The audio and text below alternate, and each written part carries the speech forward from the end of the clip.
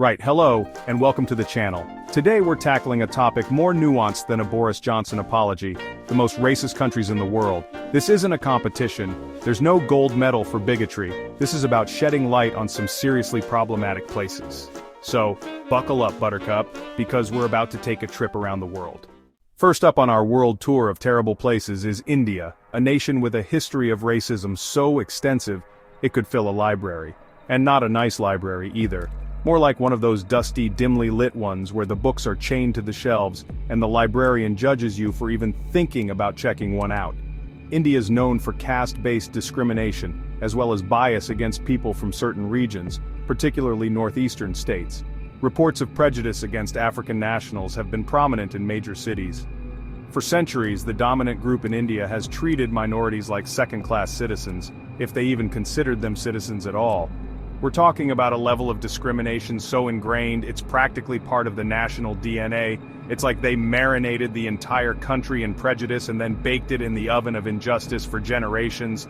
And, surprise, surprise, it didn't exactly turn out well.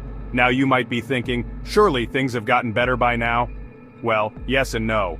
While there have been some improvements on paper, the reality on the ground is often a different story. Discrimination continues to permeate every aspect of life in India, from employment and housing to education and healthcare. It's like a stubborn stain that just won't come out, no matter how hard you scrub. And the worst part is, many people in India simply refuse to acknowledge the problem. They bury their heads in the sand and pretend everything is fine, like a family trying to ignore the giant, smelly elephant in the living room. This willful ignorance only perpetuates the cycle of discrimination, making it even harder to address the root causes of the problem. It's like trying to put out a fire with gasoline, not only ineffective but also incredibly dangerous.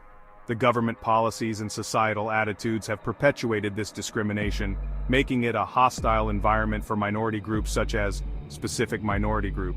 Visitors from specific countries should be particularly cautious when traveling to India. So, what's the situation like in India today? Well, let's just say it's not exactly a picnic.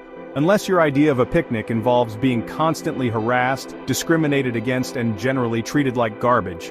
Because that's pretty much the daily reality for many minority groups in India. It's less fun in the sun and more fun in the... well, you get the idea. Racial tensions remain high, occasionally boiling over into outright violence. It's like a pressure cooker waiting to explode, and the government seems content to just keep turning up the heat. They implement policies that disproportionately affect minorities, fuel discriminatory rhetoric, and generally create an environment where racism can thrive. It's like they're actively trying to cultivate prejudice, like it's some kind of rare and valuable orchid. And the media? Don't even get me started. Instead of holding those in power accountable, they often perpetuate harmful stereotypes and downplay the very real experiences of minority groups. It's like they're actively fanning the flames of hatred, all while pretending to be neutral observers.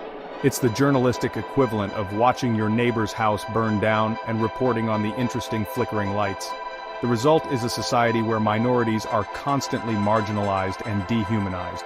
They're denied opportunities, subjected to unfair treatment, and often live in fear of violence. It's a toxic environment that breeds resentment and mistrust, making it nearly impossible to build a truly inclusive and equitable society. It's like trying to build a house on quicksand. Good luck with that. Incidents of hate crimes and discriminatory practices are still prevalent, especially in areas such as India. Travelers from specific countries should be aware of these issues and take necessary precautions. So, who exactly should avoid India? Well, if you're from specific countries or belong to specific minority group, I'd highly recommend staying far, far away. Think of it as a self-preservation tactic. Like avoiding that dodgy-looking kebab shop at 3 a.m., it might seem tempting in the moment, but you'll probably regret it later. India is not a welcoming place for people who don't fit the dominant group's narrow definition of normal. You'll likely face discrimination in every aspect of your life, from finding a job to simply walking down the street. It's like being constantly under surveillance, constantly judged, constantly reminded that you don't belong. It's exhausting, demoralizing, and frankly, just not worth it.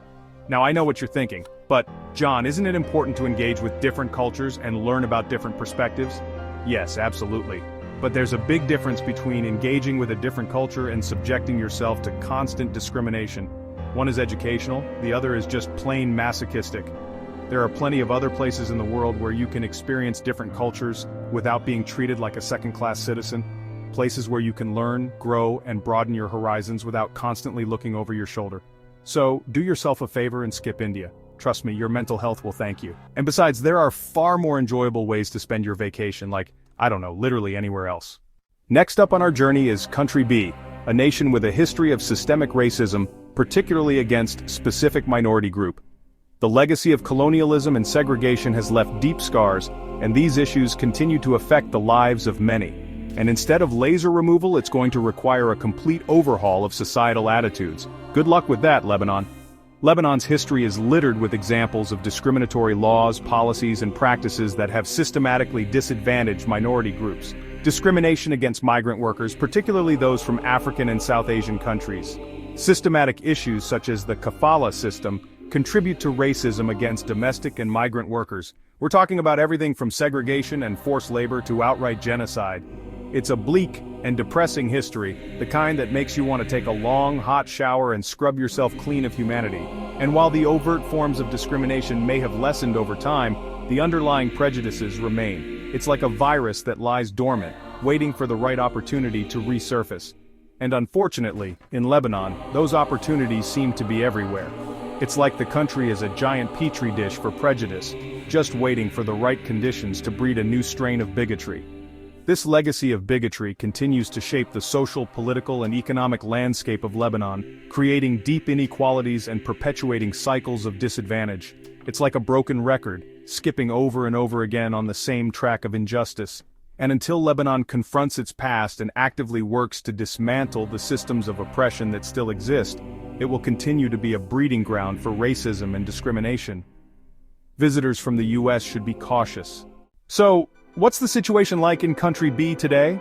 Well, it's complicated, like a relationship status on Facebook, except instead of it's complicated, it's racist. And instead of passive-aggressive status updates, it's actual discrimination. Minority groups such as Black people in Lebanon still face significant challenges, including limited access to education, employment, and healthcare. They are often subjected to racial profiling, harassment, and violence. It's like living in a constant state of fear and anxiety, never knowing when or where the next act of discrimination will occur. Imagine walking down the street and constantly feeling like you're being watched, judged, and potentially targeted. It's exhausting, demoralizing, and utterly dehumanizing. The government, while paying lip service to equality and inclusion, often fails to take meaningful action to address the root causes of discrimination. They implement policies that disproportionately harm minority groups and often turn a blind eye to the pervasive racism that exists within their own institutions.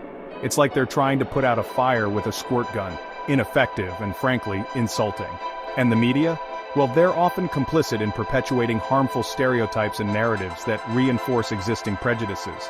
They focus on sensationalized stories that demonize minority groups and downplay the systemic nature of discrimination.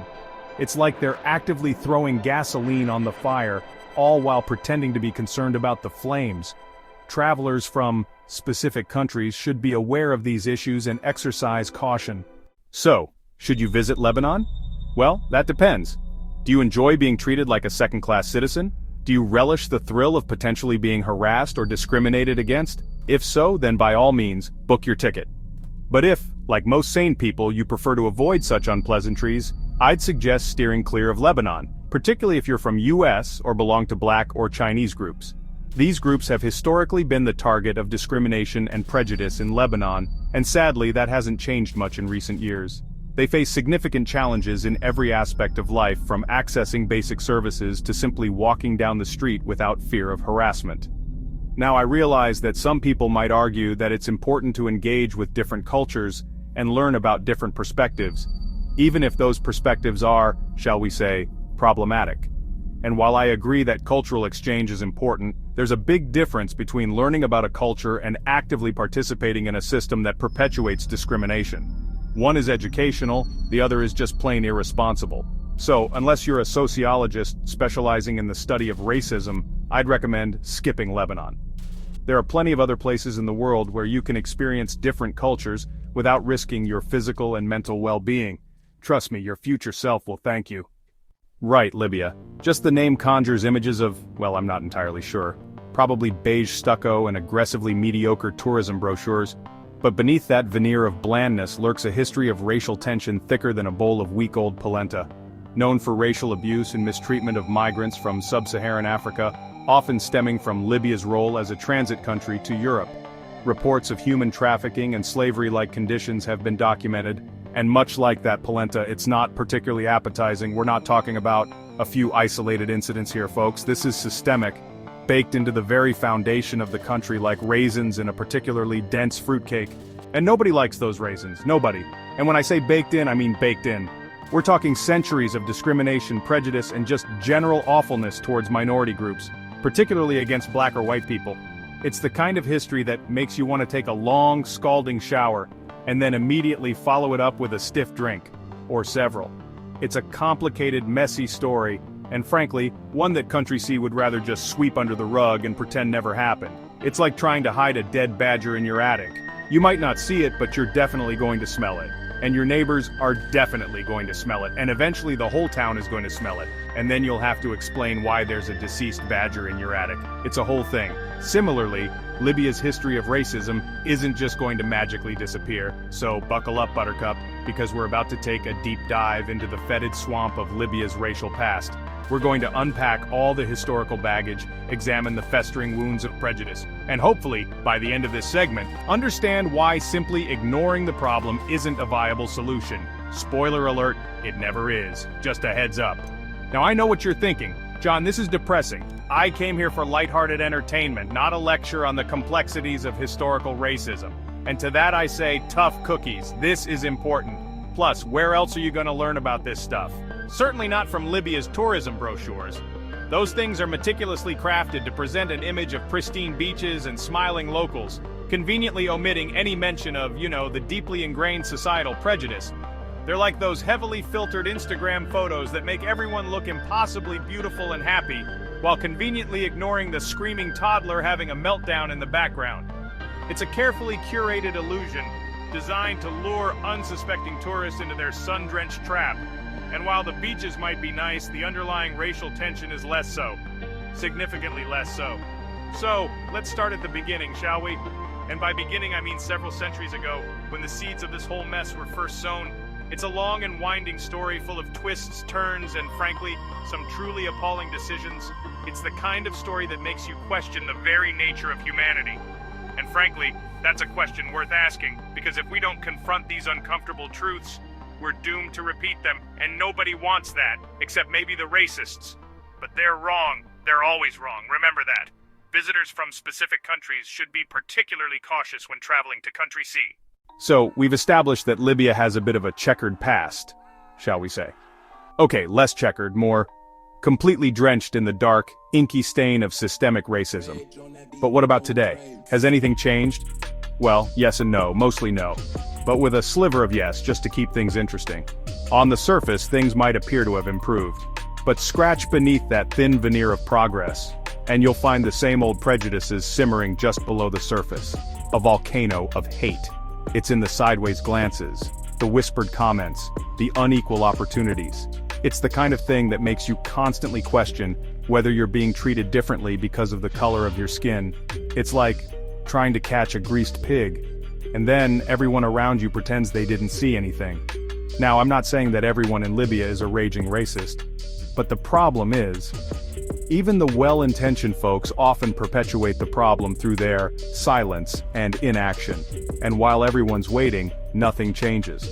So, while there may be some outward signs of progress, the reality is that Country C still has a long way to go. Incidents of hate crimes and discriminatory practices are still prevalent, especially in areas such as specific region. Travelers from the US or Asian countries should be aware of these issues and take necessary precautions. Alright, so we've talked about the history, we've talked about the current climate. Now let's get specific.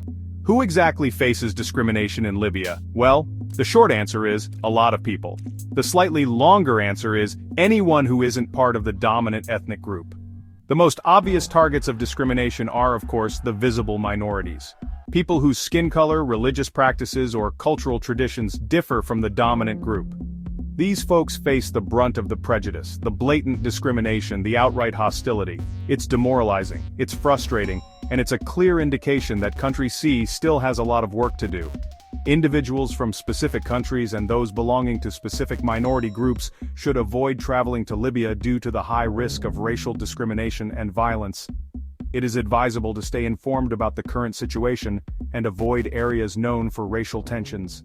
Right, South Africa, let's just say its history isn't exactly a Hallmark movie. Centuries of systemic discrimination baked into the nation's foundation, full-blown government-sanctioned, separate but definitely not equal.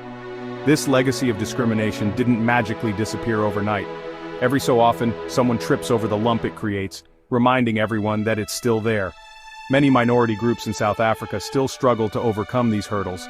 Despite being a multicultural country post-apartheid, issues of racial tension remain prevalent, often driven by historical segregation and economic disparity.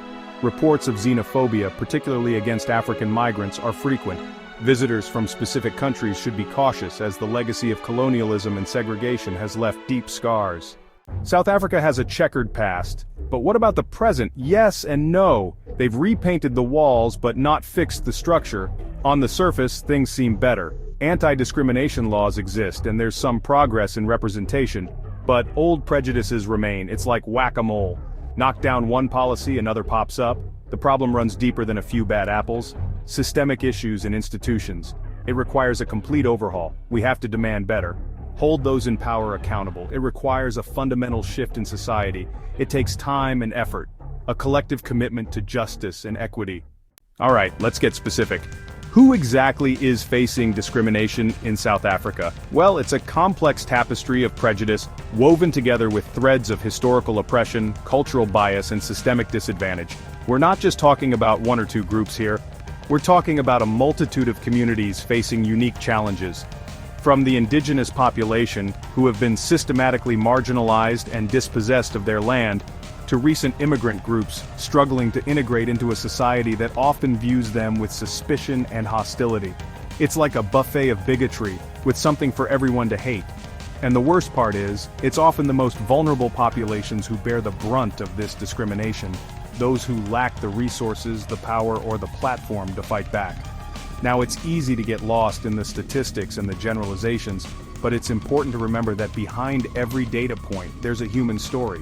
A story of struggle, resilience, and the ongoing fight for equality.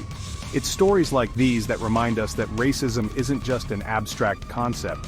It's a lived reality for millions of people. It's the daily indignities, the microaggressions, the constant feeling of being othered in your own country. And it's not enough to simply acknowledge that these problems exist. We have to actively work to dismantle the systems that perpetuate them. We have to create a society where everyone, regardless of their race or ethnicity, has the opportunity to thrive.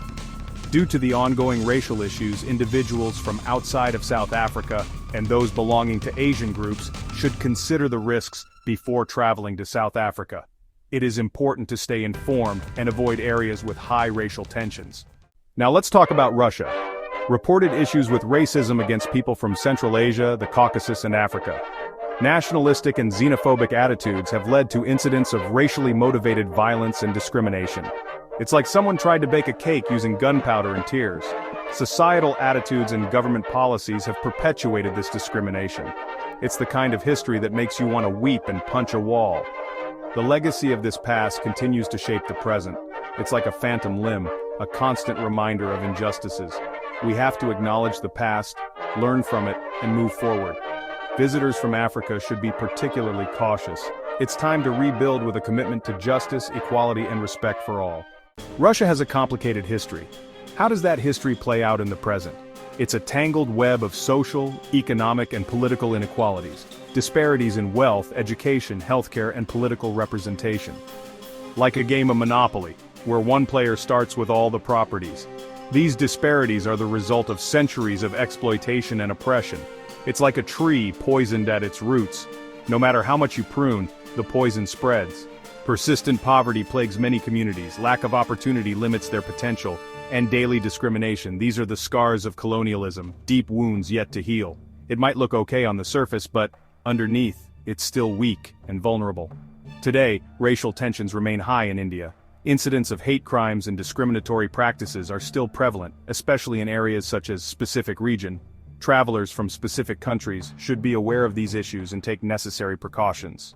Alright, let's talk about solutions. What can be done to address the deep-seated inequalities in Russia? It's not like changing a light bulb, it's more like rewiring the entire electrical grid. It's a monumental task, but it's not impossible.